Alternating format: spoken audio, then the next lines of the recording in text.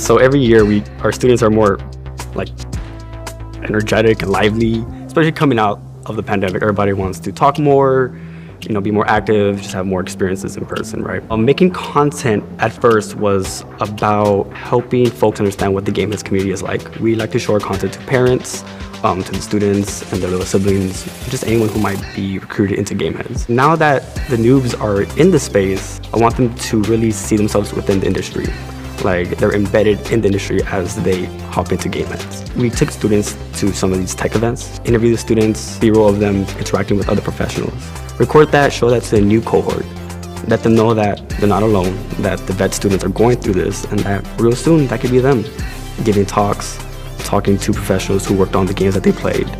And so that's about getting them interested in game heads and making them realize that they're part of the tech industry and it's very accessible for them. Yeah, because I hear that some people from this area would never could visualize themselves in the tech industry. They're like, what would be my role here?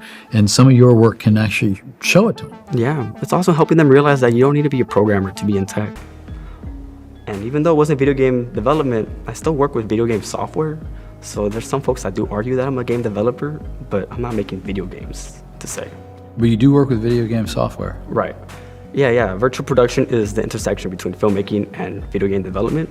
We are filmmaking through video game software. Instead of building out a video game with a main character that jumps, like Mario, we're building out a video game environment using realistic 3D assets, and then using those for visual camera effects. And we key in real time a real camera output so that you can see the video game background in real time. We're working on virtual tracking as well, so that we could track the cameras. So that when you move the camera in person, we can also see it inside the video game software. So we're always in point of view of the film, if that makes sense. So software, is it camera control or it's virtual, the virtual tracking? So yeah.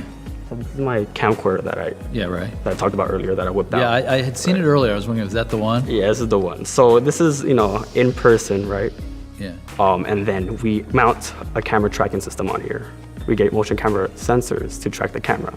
So when I move this in person, I can still see you, but I can also see the background in the software being moved as well. So there's like a parallax legitimacy effect. That makes it Avatar, Mandalorian, Shang-Chi, all that good stuff. Yeah, I heard that earlier today. The Mandalorian is built on Unreal. Yeah, it was. I had no idea. You said you liked how the program held you accountable. Tell me more about that. It was. Did you need some accountability? Oh, for sure. I mean, the only reason, I don't know. Yeah, I definitely need accountability. My Saturdays were without game heads, my Saturdays were boring. And I really needed a community where I could just focus on what my future may look like.